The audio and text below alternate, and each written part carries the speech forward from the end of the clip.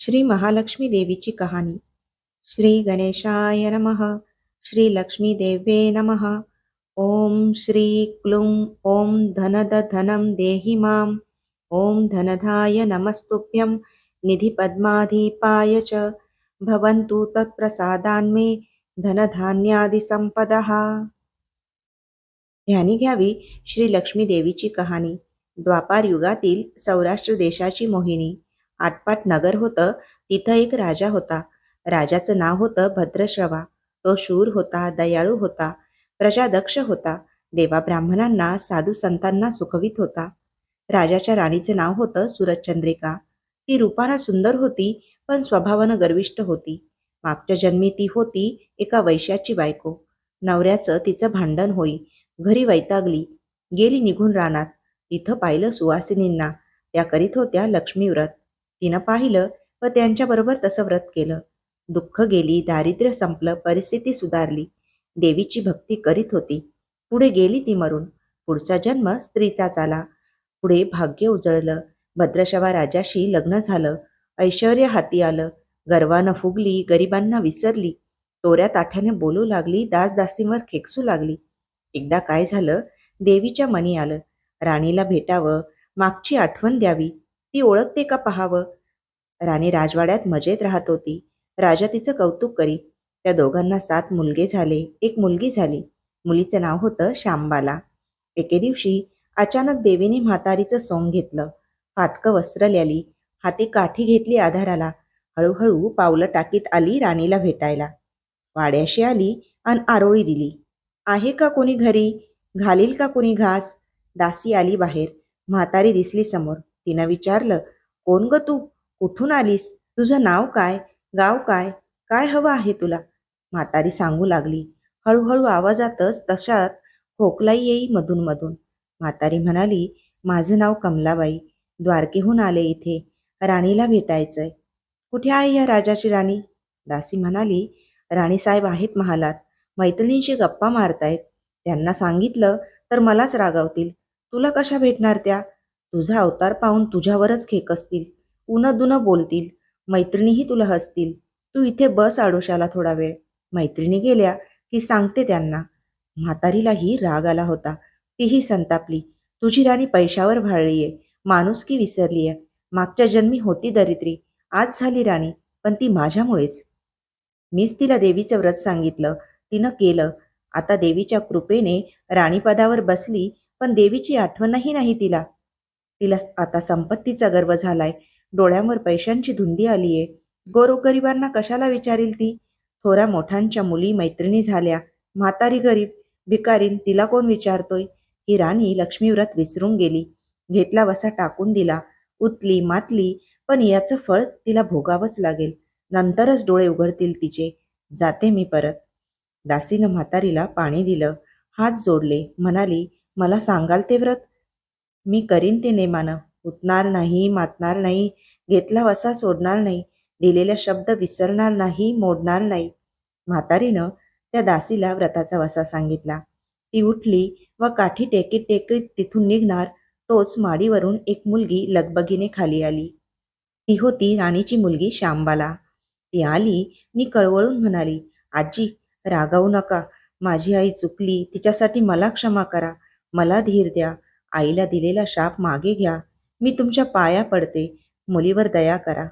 म्हातारीला आली मुलीची दया. मुलीची होती कोमल काया. ती क्षणभर मुलीकडे डोळे भरून पाहत होती. तिनं मुलीला लक्ष्मी व्रताचा वसा सांगितला व ती मुलीचा निरोप घेऊन निघणार, तोच राणी तरातरा आली माडीवरून. दाराशी येते तर दिसली ती म्हातारी. राणी कडाडली, कोण ग तू थेरडे? इथे कशाला आलीस? जा इथून. उठ लवकर, नाहीतर ढकलून द्यायला सांगते तुला. लाज नाही वाटत तुला इथे यायची? दुसरी घरं नाहीत तुला? म्हातारीचे डोळे गरगर फिरले. कपाळावर आठ्या उमटल्या नि तडक ती तिथून निघून गेली परत. पुढं दासीनं लक्ष्मीव्रत केलं. तिची स्थिती उत्तम सुधारली. ती गेली दासीपण सोडून व पुढे सुखानं संसारही सुरू होता तिचा. पुढे मार्गशीर्ष महिना आला. पहिल्याच गुरुवारी शांबालीनं लक्ष्मीव्रत केलं. सगळे नेमधर्म पाळून 4 गुरुवार तिनं ते व्रत केलं. शेवटच्या गुरुवारी थाटानं उद्यापन केलं. सिद्धेश्वर राजाच्या मालाधर नावाच्या राजपुत्राशी श्यामबालेचा विवाह झाला. तिला राजवैभव मिळालं. लक्ष्मीव्रताच्या प्रभावानं तिचा संसार सुखासमाधानानं चालू लागला. पण भद्रश्रवा व सुरतचंद्रिका राणी यांना हळूहळू वाईट दिवस दिसायला लागले. शत्रूनं भद्रश्रवाचं राज्य लुबाडलं. सुरतचंद्रिका राणी होती ती स्थिती बदलली. भद्रश्रवाला फार वाईट वाटे. राणीला रडू कोसळलं. पण करणार काय?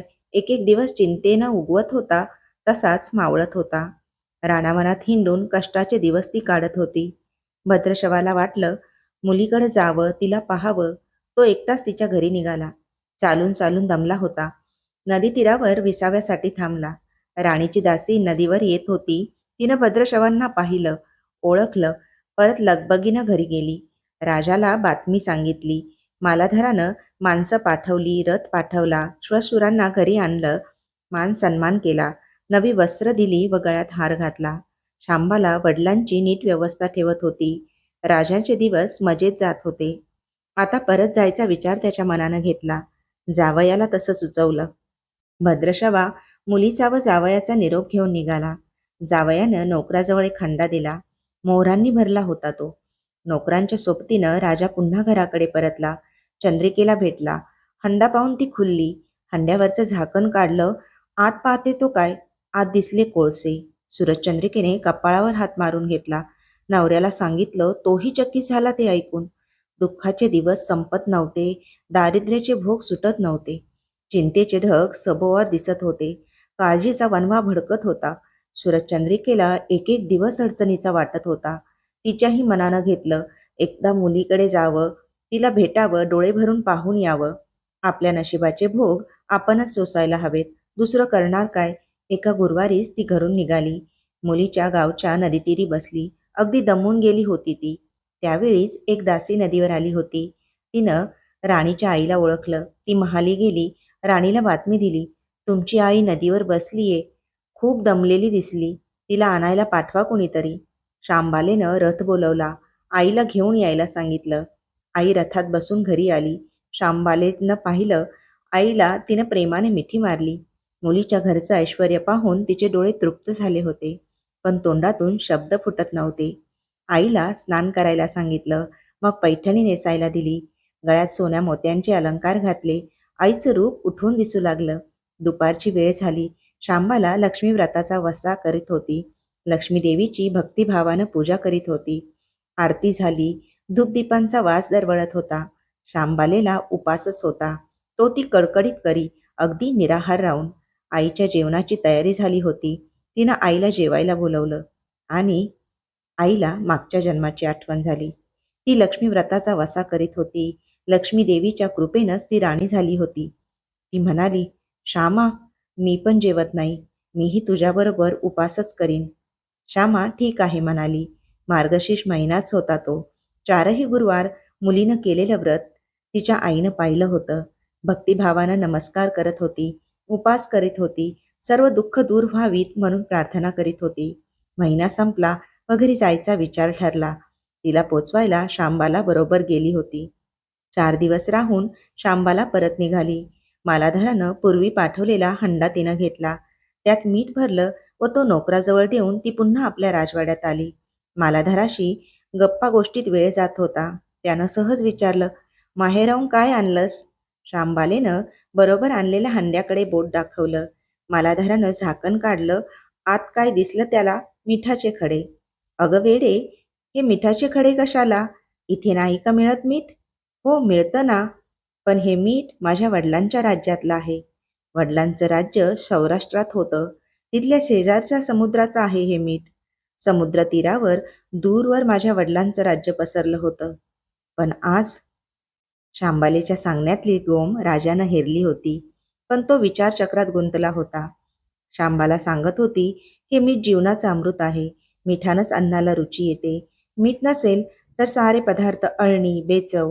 जो माणूस जिथं मीठ खातो तो धन्याशी नेहमीच इमानी राखतो. त्याचं रक्षण करतो. कामात कसूर झाली तर प्राणार्पणही करतो. मालाधराचं विचारचक्र थांबलं नव्हतं. त्यानं ताबडतोब आपले सेवक आपल्या सासऱ्याकडे भद्रशवाकडे पाठवले व त्यांना ताबडतोब बोलावून घेतलं. भद्रशवाला या तातडीच्या बोलावण्याचा काहीच अर्थ कळत नव्हता, पण अधिक विचार न करता तो तातडीनं जावयाकडे आला. दोघांची गुप्त बैठक झाली व त्यातून एक नवीन विचार निश्चित ठरला. भद्रश्रवाने आपली अनुमती दिली होती. मालाधरानं आपल्या मुख्य सेनापतींना ताबडतोब भेटून जाण्याची आज्ञा केली. सेनापती आले व त्यांनी मालाधरांना आदरपूर्वक वंदन केले. काय आज्ञा? असं नम्रपणे विचारलं. भद्रश्रवाचं राज्य जिंकून घेतलेल्या शत्रूवर ताबडतोब स्वारी करून जायचं. प्रत्येक सैनिकाच्या हाती या हंड्यातला एक एक मिठाचा खडा द्यायचा. शपथ घेऊन शर्थीनं झुंजायला सांगायचं. राजाच्या आज्ञेनुसार सेनापतीनं सर्व व्यवस्था केली व दुसऱ्याच दिवशी सर्व सेना घेऊन शत्रूवर चाल केली. शत्रू बेसावध. मालाधराचे सारे सैनिक अधिक सावधगिरीने शत्रूच्या राज्यावर तुटून पडले. घणाघाती लढाई सुरू होती, पण मालाधराच्या सैनिकांचा पवित्रा शत्रूला अडवताच येत नव्हता. शत्रूचे सैनिक जमिनीवर कोसळत होते. मालाधराचे सैनिक पराकाष्ठेने पुढे सरसावत होते. युद्धाचं तांडव अखंड चालू होतं. सूर्य पश्चिमेकडे सरकत होता. थोड्या वेळात अंधार पसरणार होता. मालाधराचे सैनिक अधिक ईर्षेने पुढचं पाऊल पुढे खेचत होते आणि शेवटी मालाधराच्या सैन्याने शत्रूचा पुरा फडशा पाडला होता. मालाधराच्या सैन्याने अपूर्व विजय मिळवला होता. भद्रश्रवाचं राज्य पुन्हा मिळवलं होतं. मालाधराला व शांबालेला ही आनंदाची वार्ता सेनापतीनं ताबडतोब कळवली. मागे राहिलेल्या सैनिकांनी त्या शत्रूच्या राज्यातील मुख्य खजिना लुटला.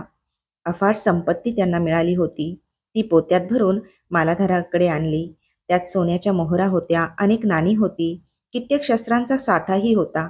मालाधरानं भद्रश्रवाला चंद्रिका राणीला घेऊन यायला सांगितलं. ती आल्यावर घरात आनंदाला उधाण आलं होतं.